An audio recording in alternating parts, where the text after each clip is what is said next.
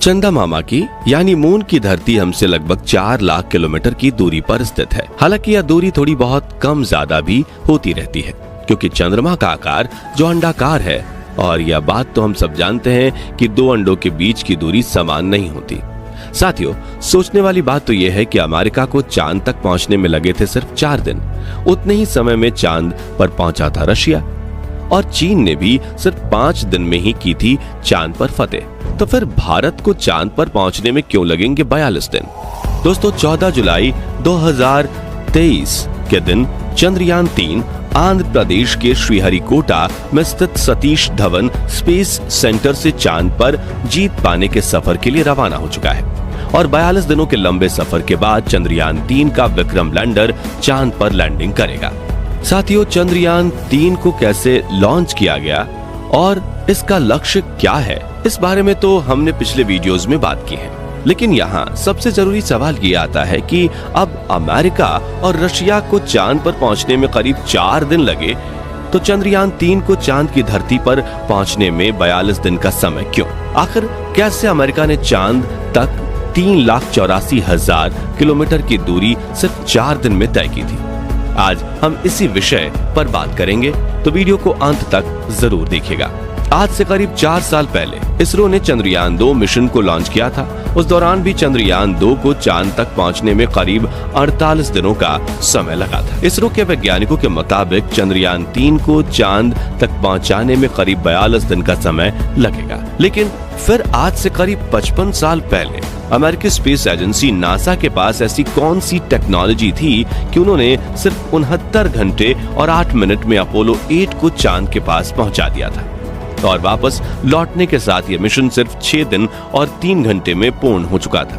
वहीं नासा के आखिरी मून मिशन यानी कि अपोलो 17 को चांद तक पहुंचने में सिर्फ 87 घंटे का ही समय लगा था।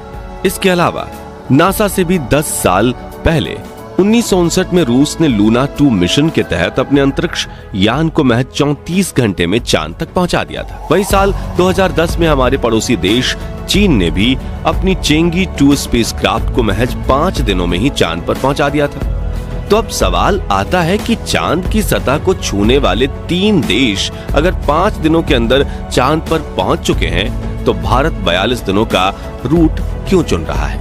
क्योंकि स्पेसक्राफ्ट अंतरिक्ष में जितने दिन रहता है, उतनी ही दिन उस पर खतरे मंडराते रहते हैं। ऐसे में मिशन को जल्दी पूरा करने से बेहतर और क्या हो सकता है? तो इस सवाल का सटीक जवाब तक पहुंचने के लिए हमें 4 फैक्टर्स पर ध्यान देना पड़ेगा, जो कि पाथ, रॉकेट, बजट और रिस्क। और यही 4 फैक्टर्स इसरो के चंद्रयान 2 और चंद्रयान 3 दोनों मिशन को इतना ज्यादा धीमा बनाते हैं। तो आइए इन 5 फैक्टर्स को एक एक करके समझते हैं। सबसे पहला है पाथ ट्रेजेक्टरी, यानी कि हम कौन सा रास्ता चुनकर चांद की तरफ जा रहे हैं। अब किसी भी जगह तेजी से पहुंचने के लिए अगर हम सीधा रास्ता लेते हैं, तो जाहिर सी बात है कि हम वहां जल्दी पहुंचेंगे।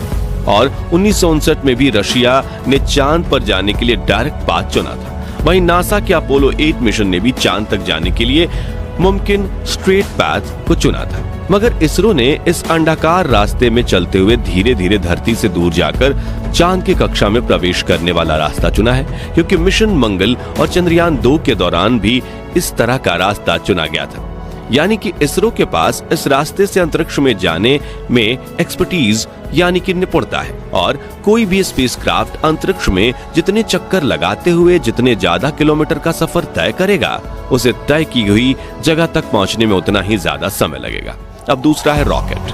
दोस्तों, आप ये बात तो जानते ही होंगे कि किसी भी जगह जल्दी पहुंचने के लिए सीधे रास्ते के अलावा दूसरी महत्वपूर्ण चीज है रफ्तार। आपकी रफ्तार जितनी ज्यादा होगी, आप तय की हुई जगह पर उतनी जल्दी पहुंचेंगे। नासा के अपोलो 11 मिशन की बात करें तो उसे विशालकाय सैटर्न वी रॉकेट के साथ लॉन्च किया गया था, जो 9,840 किलोमीटर प्रति घंटे की रफ्तार से सफर कर सकता था। उस रॉकेट की पावर इतनी ज्यादा थी कि वो रॉकेट 43 टन भार को लेकर भी आसानी से उड़ान भर सकता था। लेकिन इतना बड़ा रॉकेट अपनी एक कीमत के साथ आता है। साथियों, नासा ने उस वक्त सैटर्न वी रॉकेट बनाने के लिए $185 बिलियन खर्च किए थे। इसके अलावा नासा ने इस रॉकेट को करीब 2 मिनट 41 सेकंड्स तक इस्तेमाल किया, और हर मिनट इस रॉकेट ने 20 टन ईंधन खाया था। मगर एक हाई स्पीड रॉकेट का इस्तेमाल करने में सिर्फ पैसा ही मुख्य भूमिका नहीं निभाता, बल्कि इसके जरिए चांद तक पहुंचने के बाद हमें अपने स्पेसक्राफ्ट की रफ्तार तो कम करनी ही होगी ताकि चांद पर अपनी गुरुत्वाकर्षण सीमा पकड़ सके। और अगर हमने ऐसा नहीं किया तो स्पेसक्राफ्ट चांद पर क्रैश लैंडिंग कर जाएगा, फिर चांद को पार करके अंतरिक्ष में दूर दराज निकल जाएगा। और इस स्पीड को कम करने के लिए चाहिए होता है एक एक्स्ट्रा इंजन, एक्स्ट्रा फ्यूल और काफी ज्यादा सावधानी।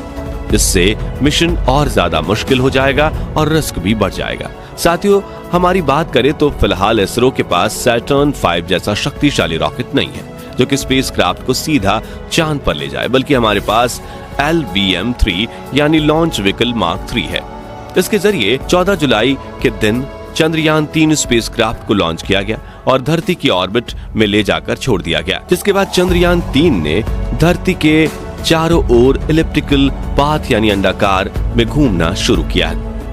अब इस राह में कुछ समय बाद क्रायोजेनिक इंजन को जलाकर इसकी राह को और ज्यादा अंडाकार बनाया जाएगा, जिससे एक मौके पर यह पृथ्वी की गुरुत्वाकर्षण सीमा को पार कर जाएगा। जिसके बाद इंजन चालू करके इसके चांद की कक्षा में भेजने का कार्य शुरू होगा, जहां गोल गोल घूमकर ये चांद के करीब पहुंचेगा और फिर इसका लैंडर चांद की सतह की ओर रवाना हो जाएगा।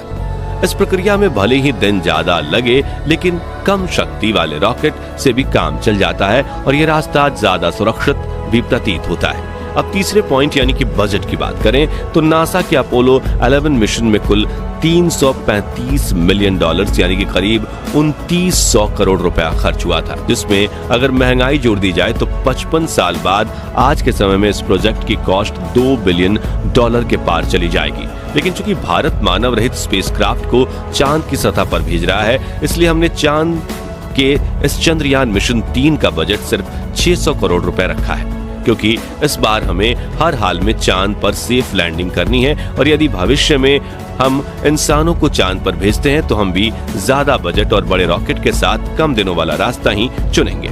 सबसे आखिरी पॉइंट है रिस्क। जब हम आपको चंद्रयान 3 का रूट समझा रहे थे तो आपके दिमाग में भी ये बात जरूर आई होगी कि अपने 42 दिनों के सफर में चंद्रयान 3 अपना ज्यादातर समय पृथ्वी और चांद के चक्कर लगाने में ही बिता रहा है, जबकि हमें चांद के धरातल पर जाना है, तो ये समय की बर्बादी हुई ना। तो हम यहाँ आपको बता दें कि ये तरीका सबसे सरल और कारगर है और इस तरीके को अपनाने में इसरो इतना निपुण है कि नासा भी इस बात पर हमारी वाहवाही करता है।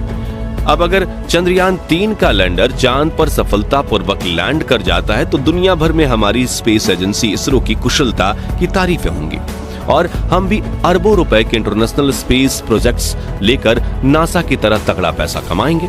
इसलिए इस मिशन में हड़बड़ी करके इसरो जरा सी भी रिस्क नहीं लेना चाहता और चंद्रयान 3 को सही तरीके से सुरक्षित चांद तक पहुंचाने की कोशिश कर रहा है।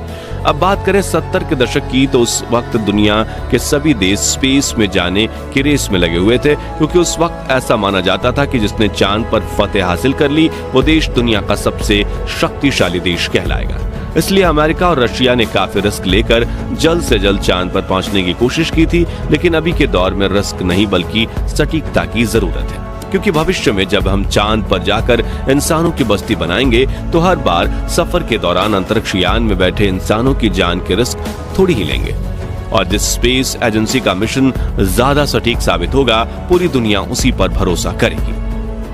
आखिर में हम आपसे इतना कहना चाहेंगे कि दुर्घटना से देर भली होती है। भले ही चंद्रयान 3 का ये 42 दिनों का सफर हमें थोड़ा लंबा लगे, लेकिन इससे भारत के भविष्य में इतने लाभ हैं कि जिसकी हमने कल्पना भी नहीं की होगी।